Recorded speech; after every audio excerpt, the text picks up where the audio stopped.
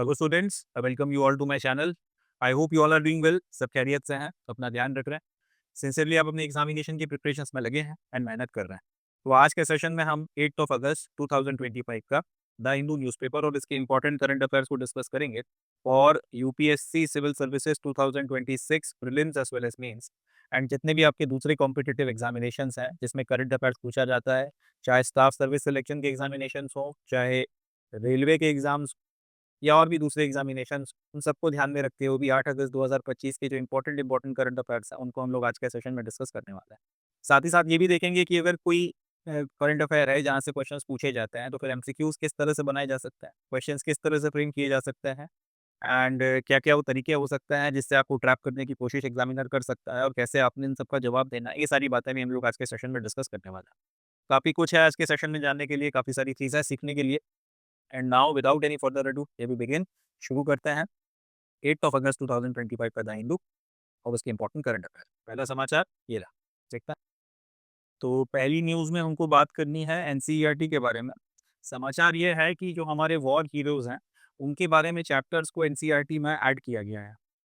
Chapters on life and sacrifices of late Field Marshal Sam Manekshaw, Brigadier Mohammad Usman, and Major Somnath Sharma have been added to current academic year for classes 7th and 8th by NCERT.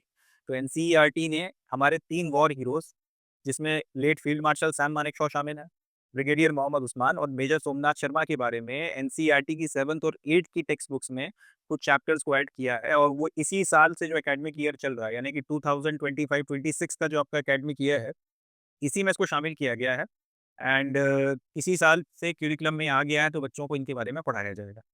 Objective ये है ताकि students को inspirational narratives दिए जा सकें करेज और duty के ऊपर। ज़ाहिर-सी बात है, इन तीनों हीरोज़ के बारे में अगर बात की जाए तो ये हमारे नेशनल हीरोज़ हैं। इनकी लाइफ़ अपने आप में इंस्पिरेशनल है, इनका जो मिलिट्री करियर रहा है वो इंस्पिरेशनल है एंड जब वक़्त था, जब नेशन को इनकी ज़रूरत थी, तो इन्होंने फिर जिस डेडिकेशन के साथ में काम किया, जिस डेडिकेशन के साथ में इन्होंने अपने एफर्ट्स दिए हैं, वो भी अपने आप में बहुत ज़्यादा मोटिवेशनल है। तो इन सारी चीज़ों को बच्चों को एक इंस्पिरेशन के तौर पर देने के लिए एक जो होता है ना पैरामीटर कि आप किसी को लुक अप टू करते हैं, आप आइडियल किसको बना सकते हैं, तो ये बताने के लिए कि फ़िल्म स्टार्स या मूवी स्टार्स की जगह ये आपके हीरोज़ होने चाहिए, इनके आइडियल्स को आपको फ़ॉलो करना चाहिए। इस थॉट प्रोसेस के साथ में इन चैप्टर्स को शामिल किया गया एंड 7th एंड 8th की किताबों में भी शामिल करना इट मेक्स सेंस, क्योंकि ये वो फॉर्मेटिव ईयर्स हैं जिसमें अगर बच्चों को इस तरीके के इंस्पिरेशनल फिगर्स के बारे में बताया जाए, तो वो कहीं न कहीं उनको मोटिवेट करने का काम करते हैं।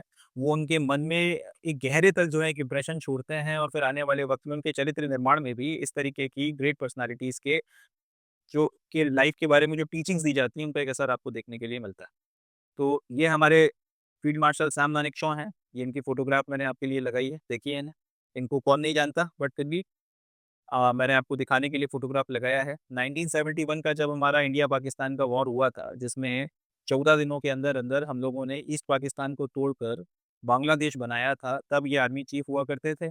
इनकी कैपेबल लीडरशिप में पूरा का पूरा वॉर लड़ा गया था। इनफैक्ट ये कहा जाता है कि इंदिरा गांधी 1971 की जो समर्स थी, समर्स में उन्होंने फील्ड मार्शल से कहा था कि भाई आप जो हैं अपनी फोर्सेस को लेकर बांग्लादेश में एंटर कर जाइए। मगर फील्ड मार्शल ने उस वक़्त मना कर दिया था, तब ये जनरल हुआ करते थे, जनरल सैम मानेकशॉ ने तब मना कर दिया था, ये बोलते हुए कि हमें भाई प्रिपरेशन का वक़्त चाहिए है।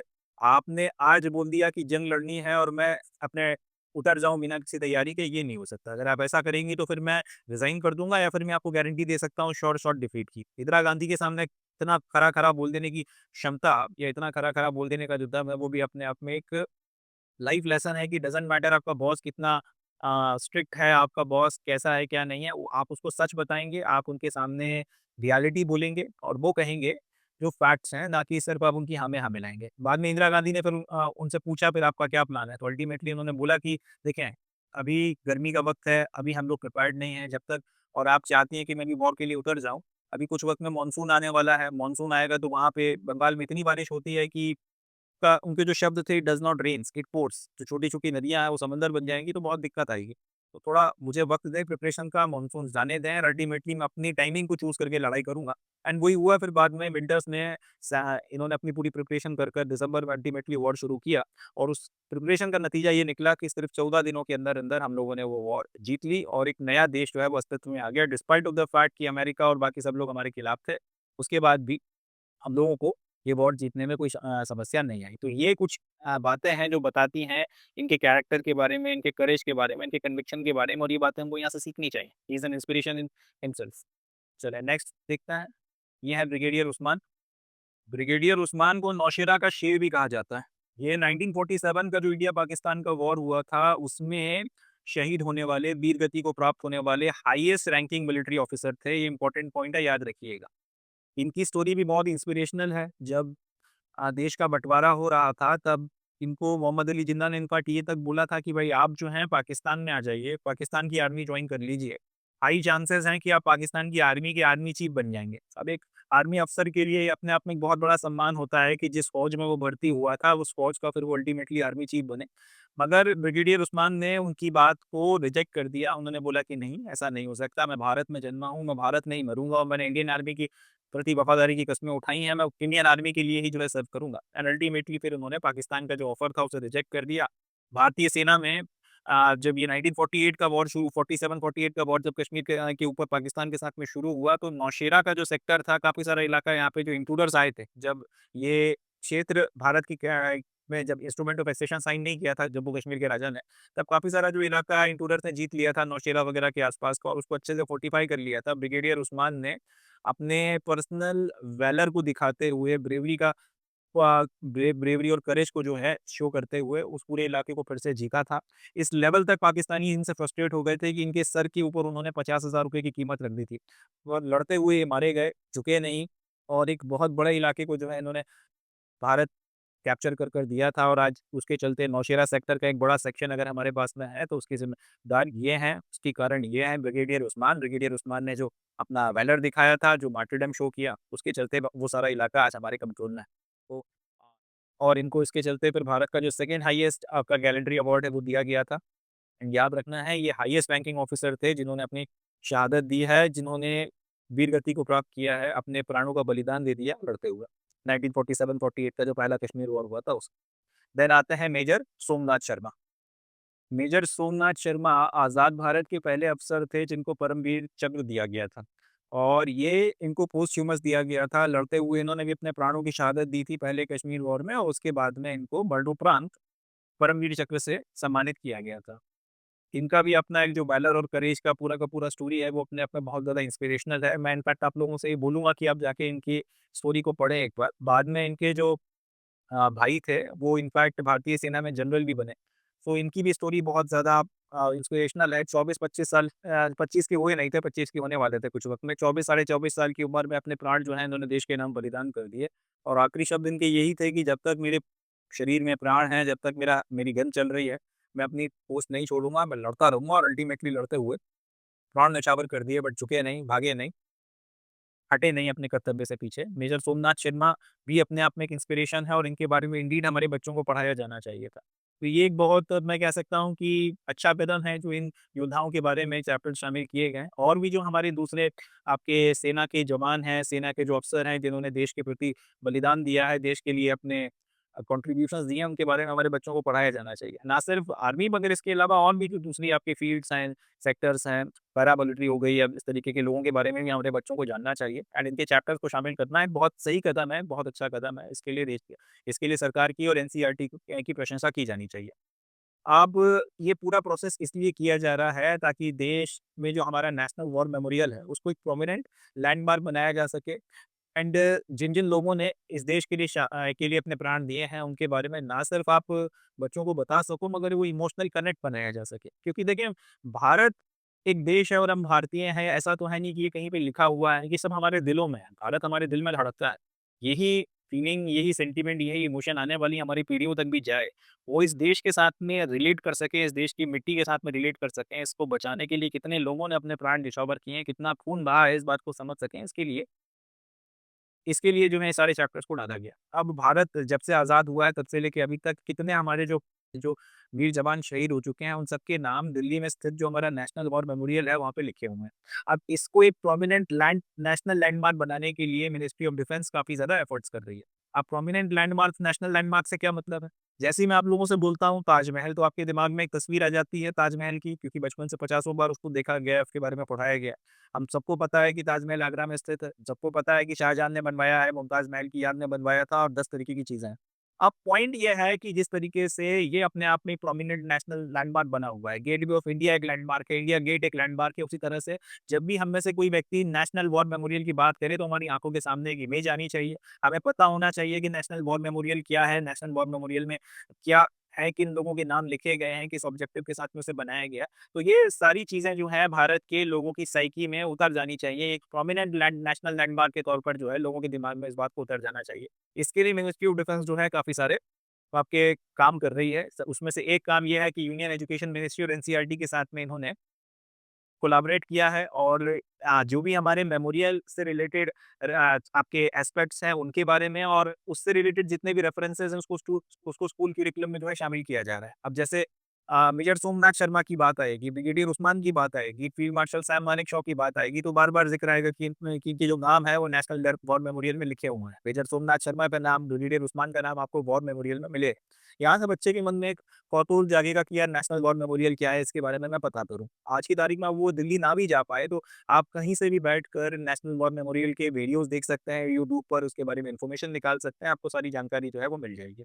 इस तरीके से वो अपने देश के इतिहास के बारे में जो है बेहतर तरह से जान सकेगा, इंडिया की जो मिलिट्री हिस्ट्री है उसके बारे में वो बेहतर तरह से नॉलेज हासिल कर सकेगा, इंपॉर्टेंट लाइफ लेसन्स उसको यहाँ से मिल सकेंगे, और सबसे बड़ी बात, सेना के प्रति सम्मान और सेना ज्वाइन करने का जो आपका एक जज़्बा है वो भी जागेगा। और आज कहीं न कहीं जो भारत की सेना में हज़ारों अफ़सरों की कमी चल रही है, शायद इसको भी दूर किया जा सकेगा, जब कैपेबल और आपके जो ये बच्चे हैं, जो बचपन से इस तरीके के लेसन्स पढ़ते हुए बड़े होंगे, अपने अंदर ये जज़्बात लेके कि भाई मैं भी आर्मी ज्वाइन करूँगा, और इस तरह से ये लोग भी जो है सेना की तरफ आकर्षित होंगे, और इससे जो कैपेबल में आपको जो फ्यूचर लीडरशिप है वो भी मिल सकती है। नेशनलिज्म का एक जज़्बा बढ़ेगा, ज़्यादा बेहतर तरीके से एक कोहेसिव तौर पे हम कह सकते हैं, एक ज़्यादा संगठित राष्ट्र के तौर पर हमारा उदय होगा, और आने वाली पीढ़ियाँ उतनी ही राष्ट्रवादी होंगी, जितनी हम एक्सपेक्ट कर सकते हैं। तो ये सारी चीज़ों के साथ में ये पूरा प्रोसेस किया गया है, और इसके लिए सरकार, एनसीईआरटी और वो सारे लोग जो इसमें इस प्रोसेस में लगे हुए हैं, वो सब के सब सम्मान के पात्र हैं। उनका सम्मान इस बात के लिए किया जाना चाहिए। तो ये हमारा पहला समाचार हो गया। अब हम लोग नेक्स्ट न्यूज़ देखते हैं। उसके पहले फिर एक बार कि मेजर सोमनाथ शर्मा के की कहानी आपने पढ़नी चाहिए। अब क्योंकि ये न्यूज़ में भी आ गए हैं, तो यहाँ से क्वेश्चंस भी एग्ज़ाम में पूछे जा सकते हैं। यही बात ब्रिगेडियर उस्मान के लिए भी लागू होती है। इनके ऊपर इनफैक्ट आपको ज़्यादा अच्छे से पढ़ना चाहिए, क्योंकि ब्रिगेडियर उस्मान कंपैरेटिवली उतना ज़्यादा जो है नोन फिगर नहीं है। एक मिलिट्री हिस्ट्री की बात की जाए, तो जो आर्मी में हैं, जो आर्मी को लेके एंथुसियास्ट हैं, या फिर जो हिस्ट्री को थोड़ा जानते हैं, उनको तो पता है, मगर एक आम आदमी को शायद पता भी नहीं है कि ब्रिगेडियर उस्मान जैसे महापुरुष, वीर पुरुष जो है हमारे देश में हुए हैं, तो इनके बारे में भी आपको पढ़ना चाहिए, इनके ऊपर क्वेश्चंस पूछा जा सकता है। सैम मानेकशॉ अपने आप में एक लेजेंडरी फिगर है, इनके ऊपर 2 मूवी भी बन चुकी हैं, तो इनके बारे में फिर भी कंपैरेटिवली थोड़ा ज़्यादा नॉलेज है, बट इनके बारे में भी आपको नॉलेज होना चाहिए। एंड ये बातें हैं कि कौन-सी क्लासेस में इनको ऐड किया गया है, तो 7th और 8th की किताबों में ऐड किया गया है, किस ऑब्जेक्टिव के साथ में ऐड किया गया है। देन नेशनल वॉर मेमोरियल के बारे में भी आपको पता होना चाहिए कि भाई 1947 में जब देश में आज़ादी मिली थी, तब से लेके आज तक जितने वीर जो हैं इस देश के लिए, उन्होंने अपने प्राणों को का बलिदान दिया है, उन सबके नाम यहाँ पे लिखे हुए हैं। इसके बारे में भी आपको पढ़ना चाहिए, नॉलेज आपको हासिल करना चाहिए। ना सिर्फ आपको खुद पढ़ना चाहिए, बट आपके पड़ोस में जो लोग हैं उनको भी आप इसके बारे में बताना चाहिए। चलें, that's it from this news. Next news देखते हैं। चलिए नेक्स्ट न्यूज़ देखते हैं। ये समाचार इकोनॉमी के पॉइंट ऑफ व्यू से बहुत काम का है, एंड हाई चांसेस हैं कि आने वाले जो डे 1 के एग्ज़ामिनेशंस हैं, उसमें ये फैक्चुअल क्वेश्चन के रूप में पूछा जा सकता है। एंड यूपीएससी में भी चांसेस है कि यहाँ पे जिन टाइप्स ऑफ बैंक्स के बारे में बात की जा रही है, उनकी कैरेक्टरिस्टिक्स पे कुछ ना कुछ क्वेश्चंस आ जाए। देखते हैं समाचार यह है कि आरबीआई ने इन प्रिंसिपल अप्रूवल दे दिया है कि ये जो एयू स्मॉल फाइनेंस बैंक है, इसको एक स्मॉल फाइनेंस बैंक से एक यूनिवर्सल बैंक बनाया जा सकता है। स्मॉल फाइनेंस बैंक का क्या मतलब होता है, यूनिवर्सल बैंक का क्या मतलब होता है, सारी चीज़ें हम लोग डिस्कस करेंगे, बट फिलहाल न्यूज़ समझिएगा। एक बैंक है जिसका नाम क्या है, एयू स्मॉल फाइनेंस बैंक, मैं शॉर्ट में यहाँ पे एसएफबी लिख रहा हूँ। एयू स्मॉल फाइनेंस बैंक जो है, इसको एक यूनिवर्सल बैंक बनाया जा सकता है। इस बात की परमिशन जो है आरबीआई के द्वारा दे दी गई है। ये समाचार इसलिए महत्वपूर्ण हो जाता है क्योंकि 11 सालों में ऐसा पहली बार हो रहा है कि आरबीआई ने इस तरीके से किसी बैंक को यूनिवर्सल बैंक बनने का लाइसेंस या परमिशन जो है वो प्रोवाइड किया है। नहीं तो इसके पहले आखिरी बार ये काम कि 2014 में हुआ था, आज से लगभग 11 साल पहले। तब 2 बैंक्स थे, जिसमें से एक का नाम है बंधन बैंक और दूसरे का नाम है आईडीएफसी बैंक, जो बाद में आईडीएफसी फर्स्ट बैंक बन गया। इन 2 बैंक्स को परमिशन मिली थी कि भई आप जो है, ये इनफैक्ट जो है ये भी माइक्रो फाइनेंस के सेक्टर्स में लगे हुए थे। आईडीएफसी वाले कुछ और काम किया करते थे। इनको फिर जो ये परमिशन मिली थी कि आप जो है एक यूनिवर्सल बैंक या फिर एक रेगुलर बैंक, यूनिवर्सल बैंक का मतलब है जो नॉर्मल बैंक मैं और आप समझते हैं, एसबीआई हो गया, पंजाब नेशनल बैंक हो गया, इस तरीके से। इस तरीके के बैंक में आप जो है ट्रांज़िशन कर सकते हो। तो लास्ट टाइम 2014 में इस तरीके का बैंक बनाने की परमिशन मिली थी और उसके 11 साल के बाद में आप जाके एक small finance bank, AU small finance bank को फाइनली ये परमिशन दी गई है। इसलिए ये न्यूज़ अपने आप में इम्पोर्टेंट हो जाती है। तो यहाँ से समाचार बनेंगे कि रिसेंटली भाई किस बैंक को, आपका कौन से स्मॉल फाइनेंस बैंक को यूनिवर्सल बैंक बनने का जो है लाइसेंस दिया गया है। याद रखिएगा, एयू स्मॉल फाइनेंस बैंक को ये लाइसेंस दिया गया है। एंड क्यों इंपॉर्टेंट हो जाता है, क्योंकि इसके पहले पिछली बार जो 11 साल पहले 2014 में इस तरीके का लाइसेंस दिया गया था और तब 2 बैंक्स को, एक तो बंधन बैंक और दूसरा आईडीएफसी बैंक, जो बाद में आईडीएफसी फर्स्ट बैंक बन गया, उनको ये लाइसेंस दिए गए थे। चलें, अब यहाँ पे एक सवाल उठता है कि ये जो आपके स्मॉल फाइनेंस बैंक हैं या फिर यूनिवर्सल फाइनेंस बैंक हैं, इसमें डिफरेंस क्या होता है? तो एक-एक करके हम लोग ये डिफरेंसेस भी देख लेते हैं। इससे आपको ज़्यादा बेहतर तरह से समझ में आएगा और यूपीएससी क्वेश्चन भी अगर पूछेगी तो यही पूछेगी कि ये स्मॉल फाइनेंस बैंक की क्या कैरेक्टरिस्टिक्स हैं या फिर ये यूनिवर्सल बैंक जो है इसकी क्या कैरेक्टरिस्टिक्स हैं। तो सबसे पहले यूनिवर्सल बैंक की अगर बात की जाए तो बैंकिंग सेक्टर में जितनी भी आपकी सर्विसेज़ होती हैं, वो सारी की सारी सर्विसेज़ एक यूनिवर्सल बैंक प्रोवाइड कराता है। मतलब आप यहाँ पर जाकर अपना सेविंग अकाउंट भी खुलवा सकते हैं, अपना करंट अकाउंट भी खुलवा सकते हैं, डीमैट अकाउंट भी ये लोग खोलते हैं। एंड इसके अलावा या क्रेडिट कार्ड की फैसिलिटी देते हैं या डेबिट कार्ड की फैसिलिटी देते हैं, ये लोन्स प्रोवाइड कराते हैं। जितने भी आपके अलग-अलग सेक्शंस और सोसाइटीज़ होते हैं, ये सबको कैटर करते हैं। सबसे बढ़िया example state bank of India हो गया, पंजाब नेशनल बैंक हो गया, एचडीएफसी बैंक हो गया, ये सारे के सारे यूनिवर्सल बैंक। अब इसी पे जगह अगर स्मॉल फाइनेंस बैंक की बात की जाए, तो small finance bank basically banking पे ही काम करते हैं, मगर प्रोमिनेंटली ये उन सेक्टर्स में एस्टेब्लिश किए जाते हैं, इनको वहाँ स्थापित किया जाता है, जहाँ पे अभी तक रेगुलर बैंक्स पहुँच नहीं पाए या फिर बैंकिंग की फैसिलिटीज़ बहुत ज़्यादा लिमिटेड है। या तो अंडर सर्व्ड पॉपुलेशन है या फिर बिल्कुल भी अनसर्व्ड पॉपुलेशन जिन इलाकों में है, जिन तक बैंकिंग फैसिलिटीज़ नहीं पहुँच पाई, वहाँ पर जो है ये स्मॉल फाइनेंस बैंक्स को खोला जाता है। अब इसका एग्ज़ाम्पल अगर हम ले लें तो एकदम जो छोटे-छोटे आपके गाँव हैं, जो हिंटरलैंड में बने हुए हैं, जो एकदम दुर्गम क्षेत्र है, इस तरीके के इलाके या फिर किसी तरीके की प्रॉब्लम से जो आपके अफेक्टेड एरियाज़ हैं, नक्सलाइट रीजन्स हो गए या फिर ऐसे इलाके जहाँ पे फ्लडिंग बहुत होती है, ड्रॉट्स बहुत आते हैं। यहाँ आपके रेगुलर बैंक जो हैं, वो इस तरीके से लोन्स वगैरह देने में अपने आप को कंफर्टेबल नहीं समझते कि क्या पता पैसा वापस आएगा या नहीं आएगा। ऐसे इलाकों में जो है इस तरीके के स्मॉल फाइनेंस बैंक्स को जो है खोला जाता है। दूसरा, वही मैंने बताया कि जो आपका बेसिकली जो आप कस्टमर बेस है, यहाँ पर कस्टमर बेस छोटे किसान हो गए या फिर आपके छोटे व्यापारी हो गए, इस तरीके के लोग जो पेटी बिज़नेसेस में लगे हुए हैं या बहुत ज़्यादा जिसमें आपका कैपिटल वगैरह नहीं दिया जाता, इस तरीके के बिज़नेसेस में लगे हुए हैं, वो लोग हो गए।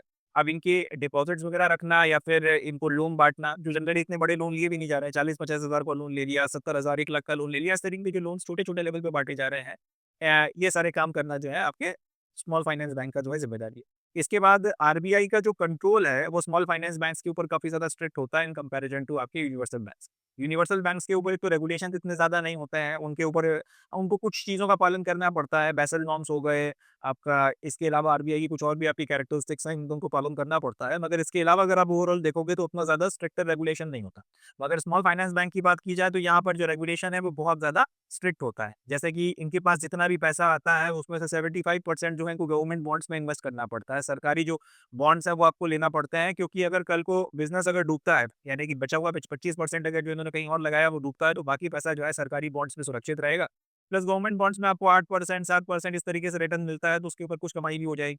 इसके अलावा दूसरा इनके ऊपर ये लगा लगा रहता है कि जितना भी आपको अपना खर्चा, जितना भी आपको लोन्स वगैरह देने हैं, जो भी करना है, उसका लगभग 70 टू 75% के आसपास आपको प्रायोरिटी सेक्टर लेंडिंग में देना पड़ेगा। प्रायोरिटी सेक्टर लेंडिंग में कौन आ जाता है? छोटे किसान आ जाते हैं, मझोले व्यापारी आ जाते हैं या फिर आपका जो एमएसएमईज़ होती हैं, जो एकदम ही छोटी-छोटी माइक्रो इंडस्ट्रीज़ होती हैं, इन लोगों को आपको लोन बाँटना पड़ेंगे। और इन्हीं को ध्यान में रखते हुए तो ये स्मॉल फाइनेंस बैंक्स को बनाया गया था। तो बेसिकली ये अपना जो कह सकते हैं एक तरीके से जो जिनको सर्व करने के लिए इनको बनाया गया था, इसके अलावा बाकी लोगों को, जैसे किसी बड़े बिज़नेसमैन हो गए, इस तरीके के लोगों को ये लोन अपनी तरफ से दे भी नहीं सकता है। सर्विसेज़ बड़ी लिमिटेड होती हैं। ये आपको बहुत सेविंग अकाउंट्स खुलवा के दे सकते हैं, फिक्स्ड डिपॉज़िट दे सकते हैं, स्मॉल लोन्स, माइक्रो फाइनेंस और बाकी कुछ पेमेंट सर्विसेज़ वगैरह दे सकते हैं। क्रेडिट कार्ड बाँटना शुरू कर दें इस तरीके से, या फिर आप के अकाउंट में पैसा नहीं है, उसके बाद भी आपको एक लिमिट देना शुरू कर दें, इस तरीके की चीज़ें ये नहीं कर सकते। अगर इस तरीके की फैसिलिटीज़ आपके जो यूनिवर्सल बैंक्स हैं, उनके द्वारा प्रोवाइड की जा सकती है। इसके अलावा इनका जो एरिया रहता है, जितने एरिया में ये सर्व करते हैं, ये भी बहुत आपका फिक्स्ड है। अब जैसे कि एसबीआई है, तो चाहे जम्मू कश्मीर चले जाओ, चाहे तमिलनाडु चले जाओ, चाहे पश्चिम बंगाल चले जाओ, नॉर्थ ईस्ट चले जाओ, गुजरात चले जाओ, राजस्थान चले जाओ, हर जगह आपको स्टेट बैंक ऑफ इंडिया की ब्रांचेस देखने को मिल जाती हैं। इसके अलावा एसबीआई ने इंडिया के बाहर भी अपनी ब्रांचेस खोल रखी हैं। तो ये कहीं इनके पास उनका तो एरिया ऑफ ऑपरेशन होता है वो ज़्यादा बड़ा होता है। इसके कंपैरिजन में स्मॉल फाइनेंस बैंक एक सर्टेन एरिया जहाँ तक बैंकिंग फैसिलिटीज़ पहुँची नहीं है या उतना अच्छे से नहीं पहुँच पाई हैं, उसको ध्यान में रख के बनाया गया है। तो ये एक सर्टेन रीजन में ही आपको देखने को मिलता है। जिस तरीके से आपके रीजनल रूरल बैंक्स या आरआरबीज़ होता है, लगभग-लगभग उसी तरीके से ये काम करता है कि इसका जो एरिया ऑफ ऑपरेशन है वो लिमिटेड है। एक सर्टेन पोर्शन में ही अपने आप को ऑपरेट करता है। इसके बाद में आ जाता है कि भाई इस तरीके की बैंक्स वगैरह को ओपन करने के लिए आपको उतना ज़्यादा पेड अप कैपिटल नहीं देना पड़ता। लगभग 200 करोड़ के आसपास आपको जो है पेड अप कैपिटल रखना पड़ता है या कैपिटल लगाना पड़ता है और उसके बाद में आप इसके लिए अप्लाई कर सकते हो। अगर आप यूनिवर्सल बैंक खोलना चाहते हो तो उसमें पेड अप कैपिटल काफ़ी ज़्यादा है। लगभग 500 करोड़ के आसपास आपको जो है रखने पड़ेंगे और ऊपर से 50 तरीके के आपके दूसरे रेगुलेशंस और नॉर्म्स होते हैं, उन सबका पालन करना पड़ेगा और उसके बाद फिर आरबीआई जो है आपको अपना लाइसेंस देगा। तो इस तरीके के कुछ डिफरेंसेस होते हैं जो small finance bank universal banks में होता है, ये अपने को याद रखना है, इसके ऊपर क्वेश्चन यहाँ से बन सकता है और बाकी ये जो फैक्ट्स हैं, इसके ऊपर हमारे डे 1 के एग्जामिनेशन में क्वेश्चन पूछा जा सकता है। तो that's it from this news, next news देखते हैं। तो with this we come to end of today session. आज के सेशन में बस इतना ही। अब मैं मिलता हूँ आपसे नेक्स्ट सेशन में जिसमें हम 9th ऑफ अगस्त 2025 का द हिंदू और उसकी इंपॉर्टेंट करंट अफेयर्स को डिस्कस करेंगे। तब तक के लिए अपना ध्यान रखें, खुश रहें और मेहनत करते रहें। Thank you. जय हिंद।